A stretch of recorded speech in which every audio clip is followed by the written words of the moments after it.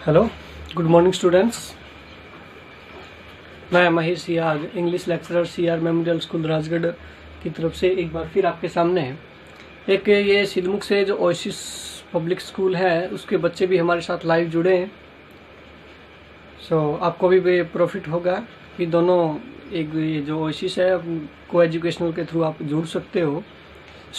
चलिए अब अपन स्टार्ट करते हैं। अपना लास्ट और fifth part of the noun is known as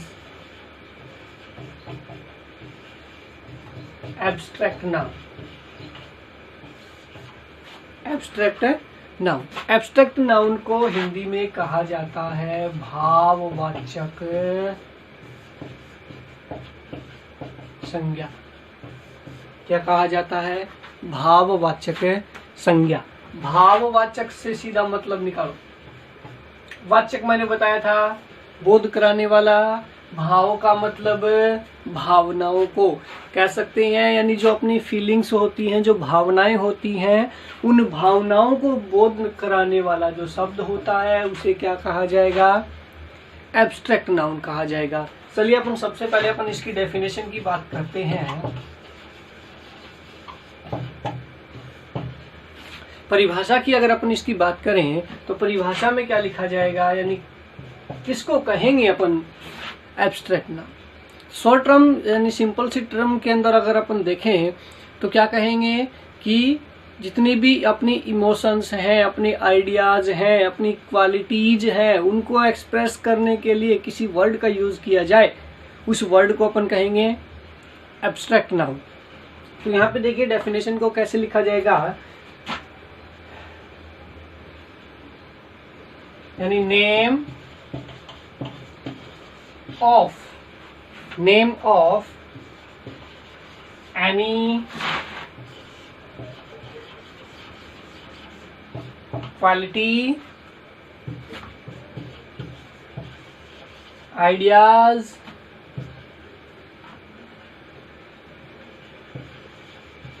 and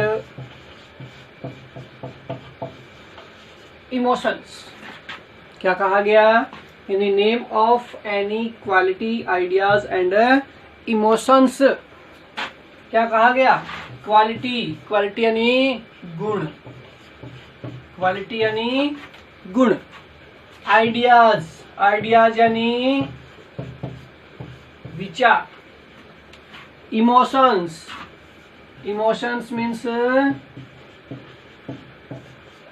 भावनाएं। और कहेंगे एंड ये एंड नहीं आएगा, एंड सच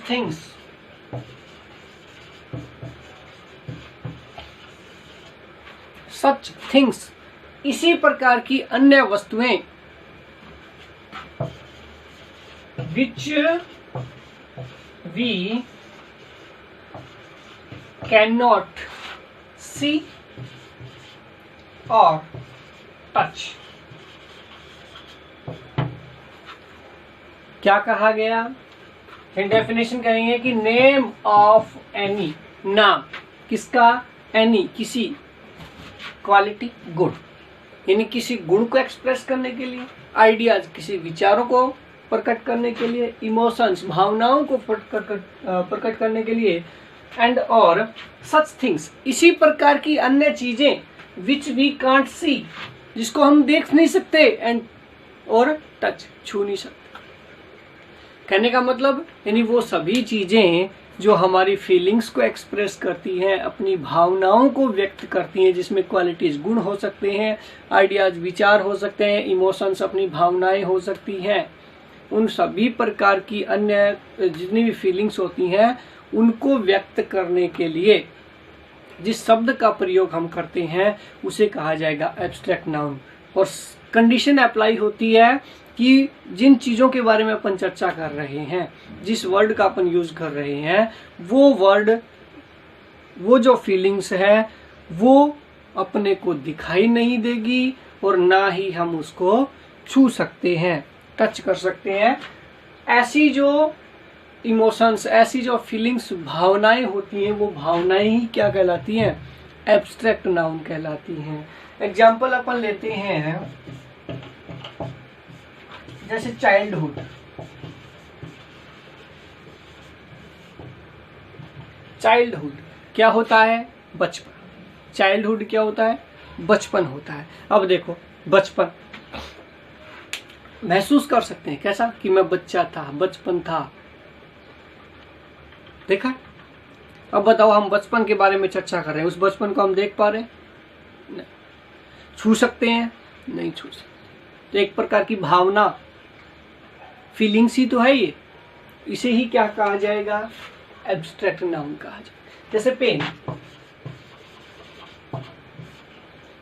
ये ना, पेन। पेन क्या होता है?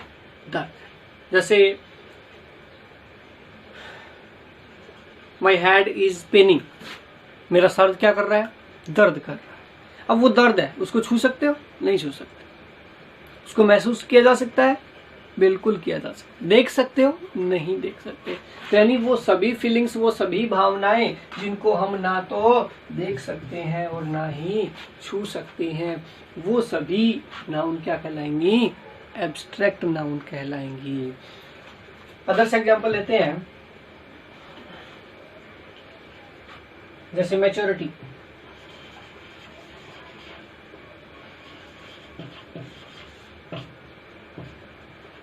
मैच्योरिटी जैसे ब्यूटी। तो चाइल्डहुड क्या होता है? बचपन। पेन क्या होता है? दर्द। मैच्योरिटी क्या होती है?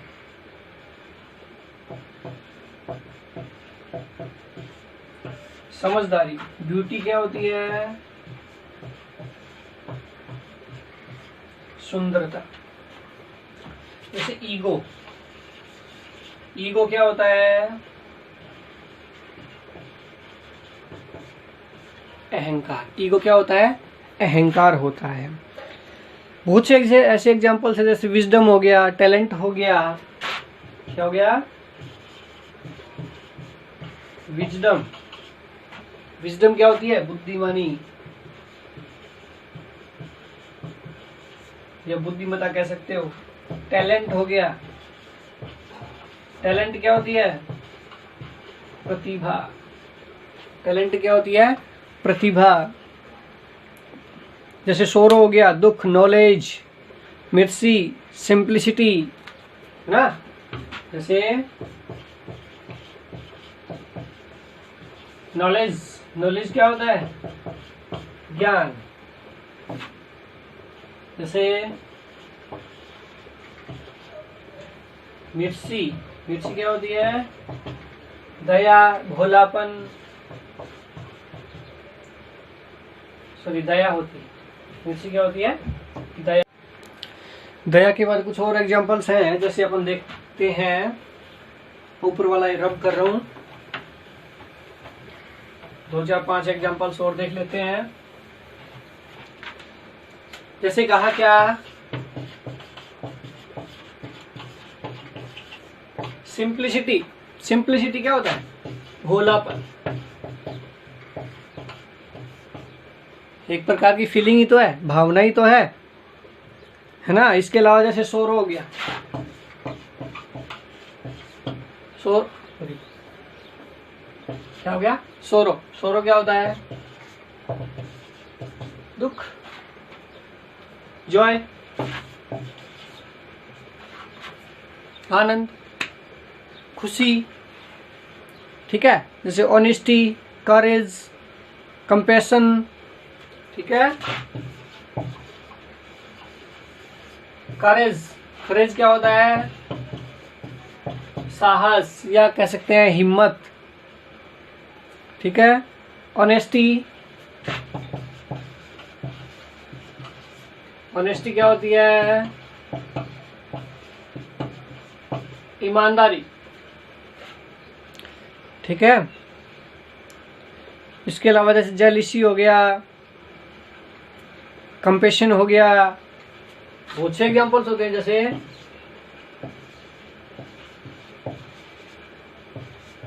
जेलिसी हो गया। जेलिसी क्या होती है? घृणा, नफरत। ठीक है, एक दो एग्जाम्पल और देखें। कंपैशन कह सकते हैं,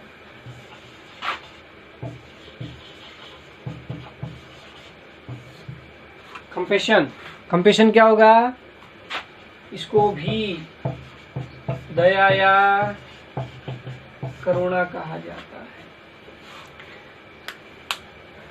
ठीक है, तो ये सारे क्या होंगे, ये सभी प्रकार, ये सारी चीजें क्या है, एक प्रकार की क्या होंगी, फीलिंग्स हैं, भावनाएं हैं।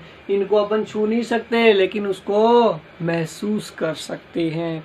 तो यानी क्या कहेंगे, एब्स्ट्रैक्ट नाउन के बारे में अगर सोचें तो यानी ऐसे वो शब्द जो किसी ना किसी रूप में हमारी फीलिंग्स को व्यक्त करने के काम आते हैं, लेकिन उन फीलिंग्स को अपन ना तो छू सकते हैं और ना ही उसको देख सकते हैं, उसको केवल फील किया जा सकता है, महसूस किया जा सकता है।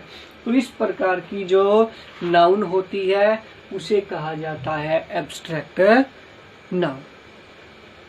आई होप कि आपको अच्छे से पोएम समझ में, सॉरी नाउन का लास्ट पार्ट समझ में आया होगा। तो आज आपकी नाउन के 5 टॉपिक है वो फिनिश हो चुके हैं, 5 पार्ट फिनिश हो चुके हैं। अब इनमें थोड़ा सा डिफरेंस पाया जाता है, यानी 5 जो पार्ट हैं इनको 2 पार्ट्स में डिवाइड किया हुआ है। ठीक है, तो मैंने स्मॉल बेस से स्टार्ट किया था, यानी जो छोटे क्लासेस के जो बच्चे हैं उनको अगर मैं पहले बता देता तो उनको थोड़ा सा कम समझ में आता।